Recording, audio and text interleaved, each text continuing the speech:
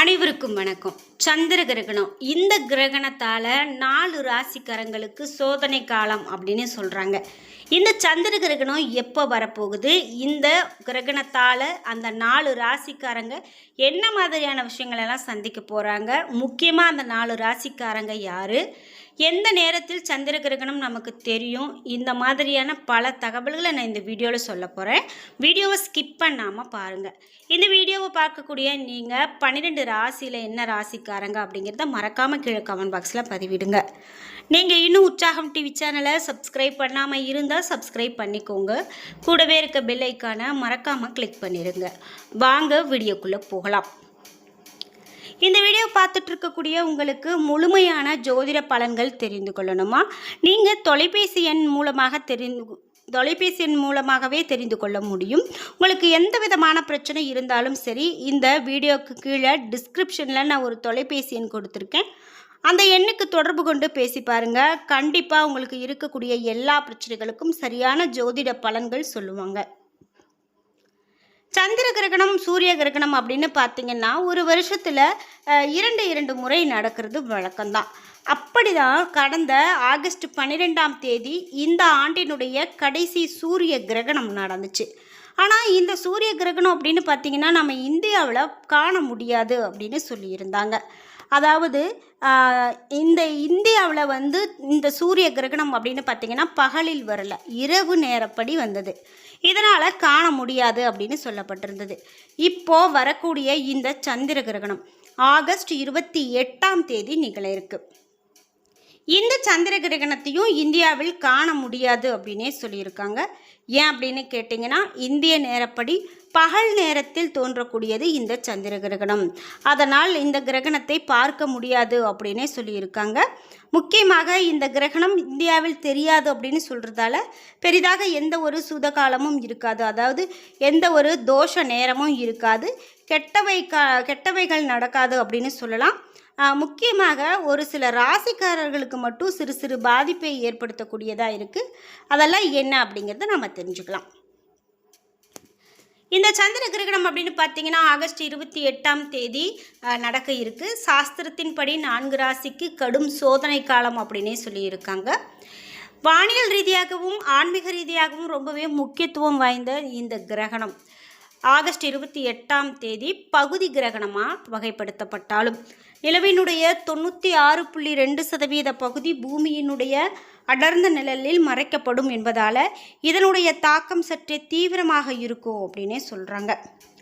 இந்திய நேரப்படி காலை 9:42 மணிக்கு இது தொடங்குவதால் இந்தியாவில் இந்த நிகழ்வை நேரில் பார்க்க முடியாது அப்படின்னு சொல்கிறாங்க. முக்கியமாக இந்த கிரகணத்தால் சோதனை காலத்தை தாங்கக்கூடிய ராசியில் கும்பராசியை முதல்ல சொல்லலாம். கிரகணம் உங்களுடைய ராசியிலேயே நிகழ்வதால் இதனுடைய நேரடி தாக்கத்தை நீங்கள் எதிர்கொள்ள நேரிடலாம். உத்தியோகத்தில் எதிர்பாராத மாற்றங்கள் கண்டிப்பாக ஏற்படலாம். வேலை தேடுறவங்களுக்கு சிறிய தாமதங்கள் ஏற்பட்டாலும் தொடர் முயற்சி கை கொடுக்கும். பதற்றமான சூழலால் முக்கியமான முடிவுகளை எடுக்கிறதுல உங்களுக்கு குழப்பம் வரலாம். உங்களுக்கு உடல் ஆரோக்கியத்தில் கூடுதலான கவனம் தேவை. கடுமையான பேச்சு, குடும்பத்தில் அலுவலகத்திலும் கருத்து வேறுபாடுகள் உங்களுக்கு உருவாக்கும். நீங்கள் யார்கிட்ட என்ன பேசுகிறதா இருந்தாலும் ஒரு முறைக்கு இருமுறை யோசித்து பேசுறது நல்லது. கடுமையாக தாக்கக்கூடிய பேச்சுகளை நீங்கள் பேசக்கூடாது. உங்களுடைய வார்த்தை மற்றவர்களை காயப்படுத்தும் என்பதை நினைவில் வச்சு பேசுறது நல்லது. கணவன் மனைவிக்கு இடையில் வீண் விவாதங்களை தவிர்க்கிறது நல்லது. தேவையற்ற அல்லது நீண்ட தூர பயணங்களை தவிர்க்கிறது நல்லது. வீண் விவாதங்களால் உங்களுடைய வாழ்க்கையில் தான் பாதிப்பு ஏற்படும் அப்படிங்கிறத நீங்கள் மறந்துடக்கூடாது. இது மட்டும் இல்லாமல் அடுத்ததாக சிம்மராசிக்காரர்களுக்கு கும்பராசிக்கு நேர் எதிரே அமைந்த ராசி என்பதால் சிம்மராசிக்காரர்களுக்கு கூட்டு தொழில் மற்றும் தனிப்பட்ட உறவுகளில் சில திருப்பங்கள் ஏற்படலாம். ஆத்திரத்தில் முடிவெடுப்பதை தவிர்க்கிறது நல்லது. இது உங்களுடைய சமூக பெயருக்கு களங்கத்தை ஏற்படுத்தலாம். வேலை செய்யக்கூடிய இடத்துல உங்களுக்கு சாதகமற்ற சூழ்நிலை நிலவக்கூடும். அப்படிங்கிறதால நீங்கள் வேலை செய்யக்கூடிய இடத்துல கனிவான பேச்சு, அன்பான ஒரு பரிவர்த்தனையை கொடுக்கறதே உங்களுக்கு நல்லது அப்படின்னு சொல்லலாம். வியாபாரத்தில் கடுமையாக உழைத்தாலும் அதற்கு ஏற்ற லாபம் உடனடியாக உங்களுக்கு கிடைக்காம நீங்கள் தாமதப்படுத்தலாம். முக்கியமாக மாத இறுதிக்குள்ள நிதி நிலைமை உங்களுக்கு சீரடையும் என்பதில் சந்தேகம் இல்லை. இந்த நிதி நிலைமை உங்களுக்கு நிறைய கஷ்டத்தை கொடுக்குது அப்படின்னு சொல்லி வருத்தப்பட்டுட்டு இருந்தீங்கன்னா நிதி நிலையில் உங்களுக்கு சீரான தன்மை கிடைக்கும். அப்படிங்கிறதால இங்கே எதற்கும் கவலைப்பட வேண்டாம். அடுத்ததாக ரிஷபராசி. சுக்கிரனுடைய ஆதிக்கம் பெற்ற ரிஷபராசிக்காரர்களுக்கு இந்த சந்திர கிரகணம் நிதி மற்றும் பணி சார்ந்த விஷயங்களில் சில தடைகளை ஏற்படுத்தலாம். புதிய முதலீடுகளை தள்ளி வைப்பது மிக மிக நல்லது.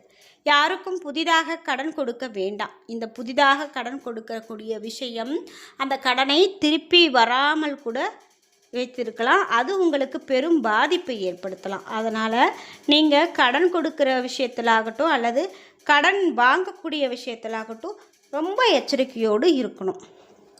விருப்பமில்லாத இடமாற்றம் அல்லது பணி மாற்றம் ஏற்பட வாய்ப்பு இருக்குது. நண்பர்கள் மற்றும் உடன் பணிபுரிவர்களோடு முரண்பாடு. இந்த முரண்பாடு அப்படின்னு பார்த்தீங்கன்னா நீங்கள் பேசக்கூடிய வார்த்தைகளாகட்டும் அல்லது கடன் கொடுக்கல் வாங்கல் இந்த மாதிரியான விஷயங்களில் உங்களுக்கு முரண்பாடுகள் ஏற்படலாம். வியாபாரத்தில் உங்களுக்கு சரியான திட்டமிடல் இல்லாமல் செயல்பட்டால் நல்ல வாய்ப்புகளை கூட இழக்க நேரிடலாம் அப்படின்னு சொல்கிறதால தான் ரிஷபராசிக்காரர்களுக்கு இந்த வியாபாரம் தொழில் இதில் அதிகமான கவனம் செலுத்தணும் அப்படின்னு சொல்கிறாங்க. முக்கியமாக நீங்கள் பணி சார்ந்த விஷயங்களில் சில தடைகள் இருக்கும். அந்த தடைகளை தகர்த்தி எறிந்து உங்களுடைய அதிகப்படியான முயற்சியை போட்டு அந்த பணியில் சிறப்பான மாற்றங்களை கொண்டு வர வேண்டியது உங்களுடைய பொறுப்பு. அடுத்ததாக விருச்சிக ராசி. செவ்வாயை அதிபதியாக கொண்ட விருச்சிக ராசிக்காரர்களுக்கு இந்த கிரகண காலத்தில் சுகஸ்தானம் மற்றும் தொழில் சார்ந்த இடங்களில் கவனத்தோடு இருக்கிறது நல்லது. குடும்பத்தில் இருக்கக்கூடிய பெரியவர்களோடு தேவையில்லாத மனக்கசப்புகள் வந்து செல்லலாம். வீட்டில் அமைதியை பேண சகிப்புத்தன்மை அவசியம். வேலை செய்யக்கூடிய இடத்துல வழக்கத்தை விட பணி சுமை சற்று உங்களுக்கு அதிகமாக வாய்ப்பு இருக்குது. உயர் அதிகாரிகளோடு பேசும்போது நிதானத்தை கடைபிடிக்கிறது நல்லது. சொத்து தொடர்பான ஆவணங்களில் கையெழுத்து இடும் முன்பு கவனமாக பரிசீலிக்க வேண்டியது மிக நல்லது. வாகன பயணங்களில் போகும்போது உங்களுக்கு கண்டிப்பான எச்சரிக்கை வேண்டும். அதிலும் நீண்ட தூர பயணங்கள் நீங்கள் போகிறீங்க அப்படின்னா நிச்சயமாக கவனமாக போகிறது நல்லது. உங்களுடைய நிதானமான செயலே இப்போ உங்களுக்கு நல்லதொரு மாற்றத்தை ஏற்படுத்தக்கூடியதாக இருக்கும் அப்படின்னு சொல்லலாம். சரி, இந்த சந்திர கிரகணம் எப்போ தொடங்கி எப்போ முடியும் அப்படிங்கிறதையும் நம்ம பார்த்துடலாம். முக்கியமாக இந்த கிரகணம் அப்படின்னு பார்த்திங்கன்னா நம்ம இந்தியாவில் தெரியாது அப்படின்னு பார்த்தோம். இந்த கிரகணம் பெரிதாக எந்த விதமான பாதிப்பையும் ஏற்படுத்தும் அப்படின்லாம் நம்ம சொல்லலை. பாதிப்பு அப்படிங்கிறது கிடையாது அப்படின்னு சொல்லலாம். ரக்ஷாபந்தன் பண்டிகை கொண்டாடப்படக்கூடிய இந்த நாளில் இந்த கிரகணம் வருது. காலை 6:53 மணிக்கு அதனுடைய மங்களான நிலை, அதாவது மங்களான கிரகணம் ஏற்பட தொடங்கும். தொடர்ந்து 8:03 மணிக்கு பகுதி சந்திர கிரகணம் தொடங்க இருக்கும். இந்த சந்திர கிரகணத்தினுடைய உச்சநிலையானது 9:42 மணிக்கு ஏற்படும். பிறகு 12:31 இந்த கிரகணம் நிறைவடைய வாய்ப்பு இருக்குது. இது மட்டும் இல்லாமல் இந்த கிரகணம் அப்படின்னு பார்த்திங்கன்னா ஐரோப்பா, ஆசியா மேற்கு, ஆப்பிரிக்கா, வட அமெரிக்கா, தென் அமெரிக்கா, பசிபிக், அட்லாண்டிக், இந்திய பெருங்கடல், அண்டார்டிகா பகுதிகளில் காண முடியும் அப்படின்னு சொல்லப்பட்டிருக்கு. பொதுவாகவே இந்த கிரகண நேரத்தில் கர்ப்பிணிகள் மற்றும் வயதானவர்கள் ஆரோக்கியத்தில் அதிகமான கவனம் செலுத்துறது நல்லது. முடிந்தவரை வெளியில் வர்றதை தவிர்க்க வேண்டியது அவசியம். கிரகணம் தொடங்குவதற்கு முன் நீங்கள் தயார் செய்து துளசி இலைகள் அல்லது தர்ப்பை போட்டு வைக்க வேண்டியதாக உணவுகள் இருக்கும். கிரகணம் முடிந்த பிறகு குளிச்சுட்டு தானம் செய்து புண்ணியங்களை செய்வது மிக நல்லது அப்படின்னு இந்த சந்திர கிரகணத்தின் அடிப்படையில் நிறைய தகவல்கள் சொல்லியிருக்காங்க. என்ன நண்பர்களே, இன்றைக்கி வீடியோவில் சந்திர கிரகணத்தை பொறுத்து எப்படிப்பட்ட மாற்றங்களை எல்லாம் சந்திக்க போகிறாங்க அப்படின்னு பார்த்து தெரிஞ்சுக்கிட்டோம். இந்த வீடியோ கண்டிப்பாக உங்களுக்கு ரொம்ப பயனுள்ளதாக இருந்திருக்கும். வீடியோ உங்களுக்கு பிடிச்சிருந்தா லைக் பண்ணுங்கள், ஷேர் பண்ணுங்கள், கமெண்ட் பண்ணுங்கள். நீங்கள் இன்னும் உற்சாகம் டிவி சேனலை சப்ஸ்கிரைப் பண்ணாமல் இருந்தால் சப்ஸ்கிரைப் பண்ணிக்கோங்க. கூடவே இருக்க பெல்லைக்கான மறக்காமல் கிளிக் பண்ணிடுங்க. அப்போ தான் நாங்கள் போடுற இது போன்ற பயனுள்ள வீடியோக்கள் உடனுக்குடன் உங்களுக்கு நோட்டிஃபிகேஷனாக வந்து சேரும். நன்றி வியூவர்ஸ்.